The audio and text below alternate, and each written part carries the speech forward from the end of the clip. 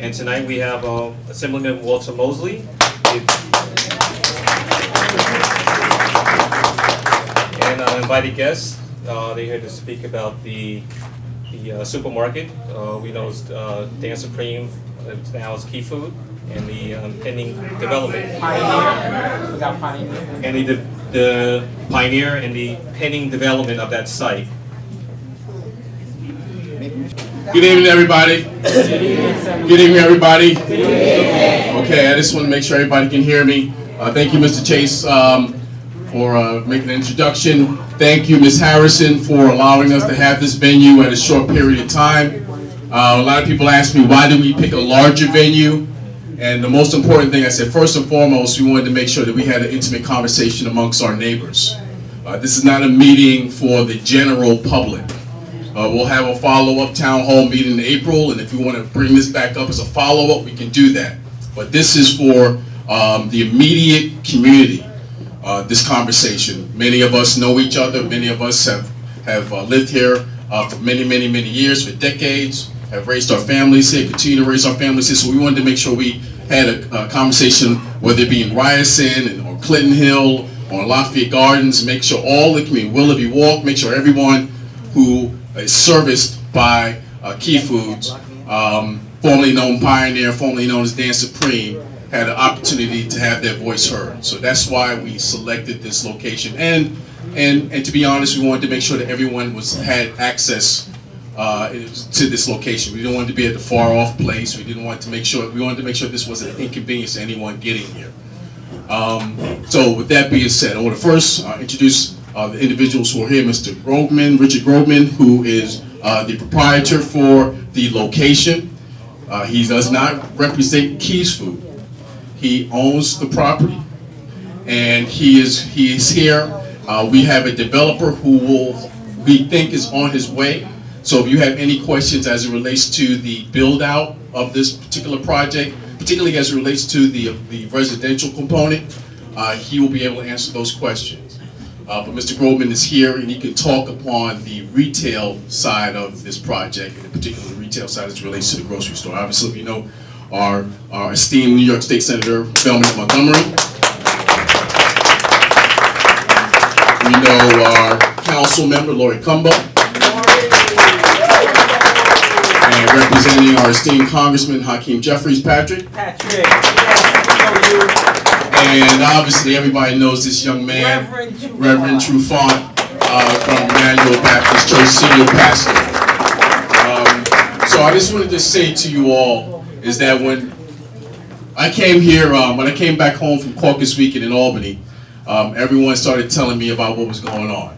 I had been in Albany for the most part dealing with the budget negotiations, so I had been kind of out of tune with what was going on in the community up until that point. So when I heard about the news, I said, well, we gotta have a meeting, but it can't be too quick from the time in which I found out about what was going on.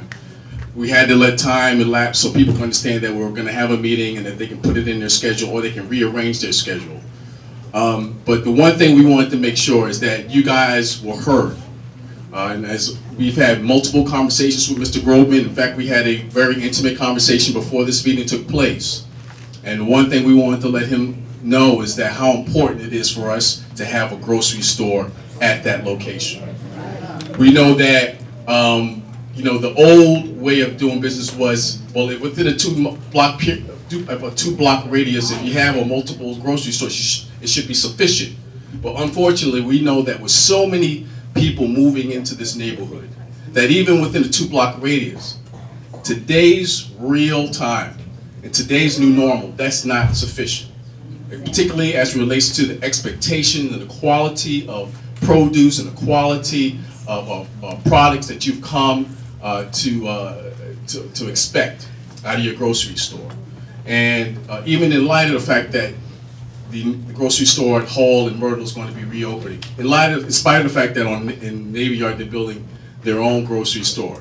Those are two areas that need a grocery store for those particular areas. That's right. And likewise, we say the same thing for this particular area, that we need our own grocery store. That's right. And so we're going to have a conversation to let him understand, Mr. Grobman, how important this is to you. And you know, we're not going to yell. It's going to be cordial. It's going to be professional, because I told them, I said in our conversation, I said, look, this is a very sophisticated group of people. They're educated. They're hardworking people. They're people that come out to vote. They're people that hold us accountable. So if we know all of this, at the very least, we owe them this opportunity to have their voices be heard. So I'm going to now give it off to my colleagues in government, say a few words, and then we'll give it off to Reverend Trufant, and then Mr. Groveman, and then we'll have a decent conversation back and forth to get the answers to the questions you've been posing to us these past several days leading up to this meeting. Okay? Okay. Okay? Okay. All right. Thank you so much. Okay. Yes. Good evening. I just want to, first of all, thank my assemblyman for bringing us all together and including us, and thank you for coming out. And hopefully you didn't have to come too far in the cold snow. Some of you had to come from outside, but some people had to come from upstairs and across the parking lot. So thank you all for coming out. And I am just here to reinforce what the assemblyman said. We are in danger of having our community become a food desert for quality, affordable food, especially as it relates to produce and fresh fruit choices. Quality, affordable. That's, I think, the emphasis that I want to make. And so we fought for many years for a supermarket in the Navy Yard, which would serve all of Ingersoll, Whitman, and Farragut. Very large communities, large families. People really need a supermarket in that area. We've lost the supermarket on Myrtle Avenue for temporarily. We hope that it will come back. And I certainly, since I used that supermarket that was Associated, I believe, and I missed Associated Supermarket when it closed because it was affordable, quality food that was available to me and my neighbors and people in the area. And of course, I miss Dan's. I still remember Dan's. Anybody remember Dan's? I remember that supermarket, yes. And so supermarkets are an important part of the community, as we know. It serves a very, very important and significant amenity, especially for Black and brown communities. And I often say, you know, it's very different from, my district is very, very diverse. So when we're talking about a supermarket in a white community, it can be a little boutique, because white people don't eat like we eat. And you know that. We eat big, lots, and we buy bargain. So I'm just saying, you have to consider where the location is going to be. Good evening, everyone. I want to thank all of you for coming out on such short notice. I'll use that microphone because this one seems to have some echoing to it. They both step back. Okay. And in the meeting that we were able to have with the elected officials in the room prior, we expressed, for me, when we look at this room, it is a beautiful room, but I would say that most of us in the room are over the age of 50. And so the idea of a supermarket not being here is not, now I can't tell that you all are over 50, but I'm just guessing that perhaps most of you in the room are over 50. And to not have a supermarket in this area would be a serious hardship for the community. So I think it's very important for us to come together, but I think just showing that in a moment's notice, this community comes together so very quickly is to demonstrate and represent that things that happen in the community, this is a very responsive community, and they respond to changes in the community, and they want to make sure that this particular project, which is going to have serious implications on the landscape as well as the usability of the community, they should be as informed as possible, but not only informed, their needs and how they envision their community moving forward should be taken into account. I think that this community as a whole, as the growth and the development of Brooklyn has happened, have felt that their input has not been taken heed to. And so it's important to make sure that this is a conversation to get an understanding of how you understand the project moving forward, but also to understand what are the needs of the community as well. And I do hope that the developer who is putting forward the housing component of this will be able to answer some questions, but I want to be clear that that is not your expertise in this conversation, but we're anticipating that you will have representation from this project. So I thank you all for coming out tonight.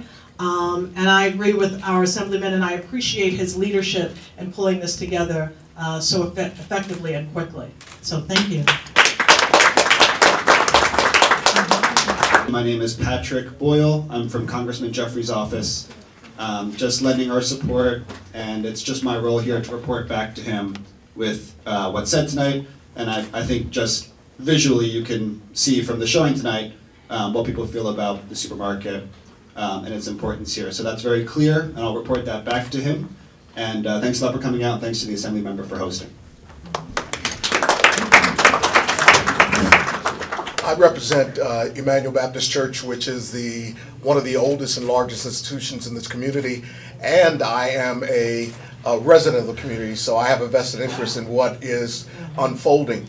And the fact is, I would not risk being redundant. It's already been well stated. I'm much more curious to hear what the landlord has to share with us a bit further, as well as to hear from you about your concerns.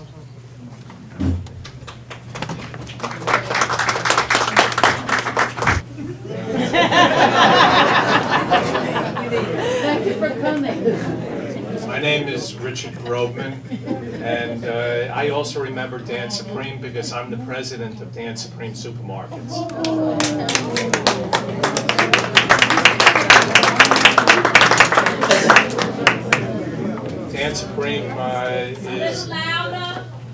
Dan Supreme is my family's business. My grandfather was Dan, and I now have a son in the business with me, so we are now 4 generations in the supermarket business. Wow. We built the supermarket that some of you shopped in when it was Dan Supreme. I don't see everyone over 50 here, so I guess my eyes are a little different than the council. And we certainly appreciate that a supermarket is important to the neighborhood here. As I told the Assemblyman and the Councilwoman and the States and the Senator, that we are endeavoring to have a supermarket here in the final development.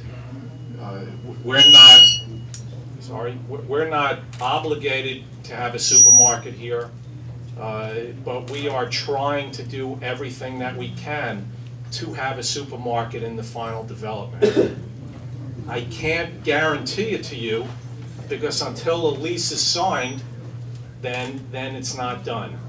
But my expectations are that we will have what was described as an affordable supermarket with fresh produce, fresh perishable items, fresh meat, and a real nice selection. My expectations, again, this is my expectations. I mean, I may say that a number of times because I can't guarantee it. But what we have in mind is that the supermarket will be slightly larger than the existing supermarket that's there now. My expectation is that it will be like a Key Food, like an Associated. And since I'm in the business, I certainly know who good operators are, and I know who bad operators are. I hope I'm qualified and smart enough to pick a good operator that's going to have the variety and the pricing and be competitive that the neighborhood deserves, because if I make a mistake and I choose the wrong operator, then that operator's not going to last, because there are other supermarkets for you to shop in, There are other places for you to buy your food, and I'm going to have a big vacant store. So it's my job to find an operator that services the community with the, again, variety, quality, and competitive pricing that I hope that you've gotten used to. At least when it was Dan Supreme, it was competitive. Maybe it was too competitive, and that's why we didn't make enough money to stay here. But my expectations are, if we're successful in finding a supermarket, that you'll be happy with the final development. Thank you.